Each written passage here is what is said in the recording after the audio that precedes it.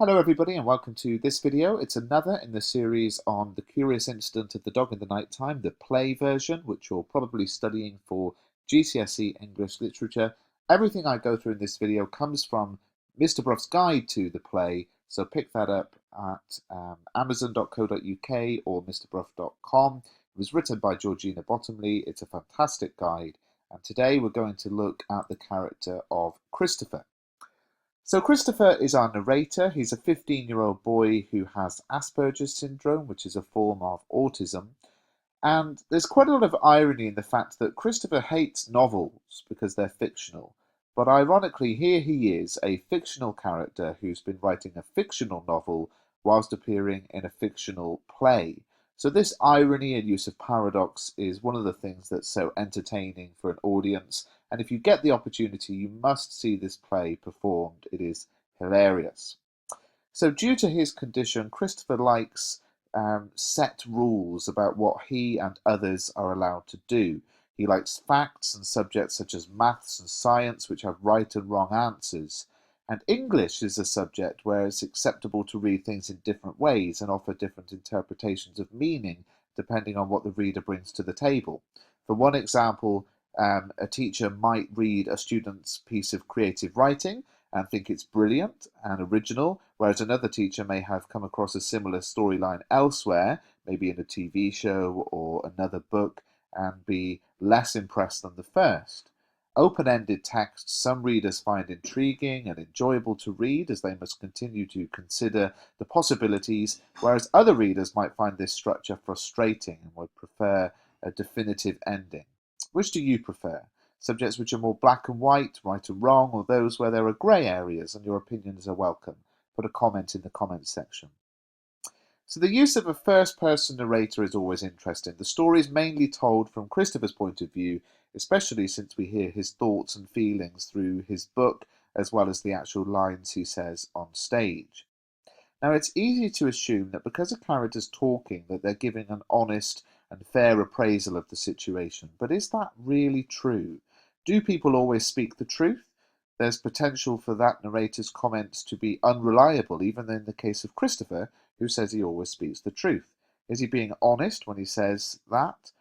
Who knows? John Mullen, a senior lecturer in English at University College London, wrote an article in The Guardian called Through Innocent Eyes, and he explains how Christopher's more of an inadequate narrator rather than just being unreliable. His lack of ability to communicate effectively and his struggle to read the emotions and feelings of others means that we possibly don't always hear the whole story from Christopher.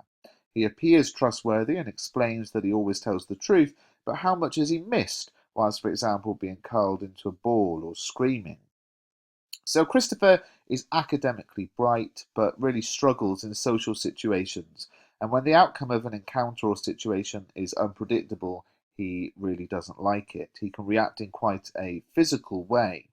When Mrs. Shears tells him to get away from her dead dog in the opening of the play, the stage directions tell us Christopher closes his eyes. He puts his hands over his ears and he groans. So the playwright makes us aware from the very beginning that this is a character who reacts in what for most of us would be seen as an unusual way to stress.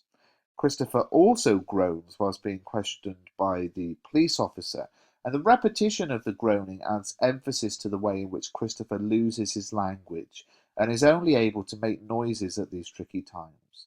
He doesn't have the communication skills of most teenagers who are not on the autistic spectrum. He tends to be more physical and communicates non-verbally. He even hits a policeman who tries to lift him up. And the playwright, therefore, is giving us many reasons to find Christopher difficult to relate to at the start of the play. And this is a structural point because this is how we're meant to feel about Christopher at the beginning of the play, which therefore allows us to truly appreciate how much progress he makes as the play sort of goes on. Now, earlier in the play, during a conversation with his father about why he would like to be an astronaut, Christopher reveals more about himself. We learn that Christopher, like many others with autism, likes his own company and finds comfort in enclosed areas. He says, I really like little spaces so long as there's no one else in there with me. So it's also apparent that he finds face-to-face interactions challenging. He says, I would have to talk to other people from mission control, but we would do that through a radio link up and a TV monitor, so it wouldn't be like real people who are strangers, but it would be like playing a computer game. So by placing these comments again early in the play, the playwright makes it clear that Christopher finds social interaction difficult. Communication is a key theme in the play and something that most of us take for granted, and we'll explore that theme later in this video series. Individuals with autism often find it difficult to read facial expressions and emotions in others, so may prefer to communicate in other ways such as text message or the internet. Unlike some autistic people, though, Christopher does seem able to imagine situations such as pretending what it would be like to be in space, whereas others on the same spectrum might find that difficult. Christopher does recognise that he is different to others, but he can't really understand why anyone would want to interact socially. Siobhan reads from his book, which sounds very much like a diary, and sums up his thoughts with, I find people confusing. He's happy to retreat into his own world and imagination, but despite this, he can find it difficult to put himself in someone else's shoes, and so is quite distant from other people, including his own father, who he lives with.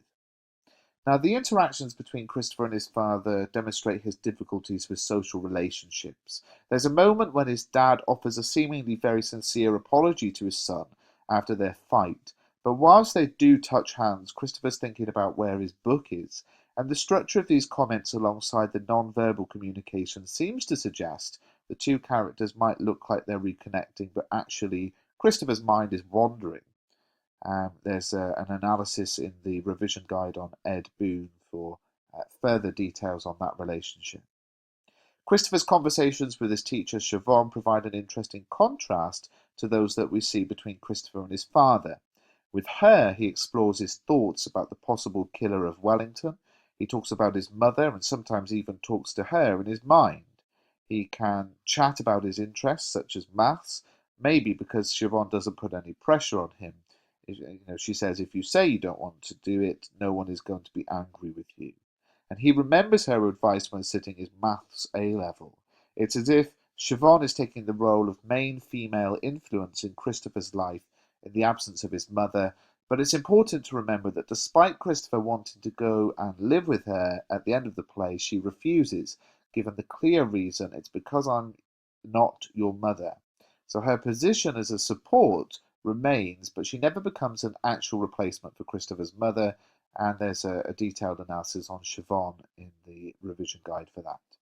Now, the revision guide has another sort of 6 or 7 paragraphs on the character of Christopher, so make sure you pick up a copy, but that's it for the video. I hope you found it useful.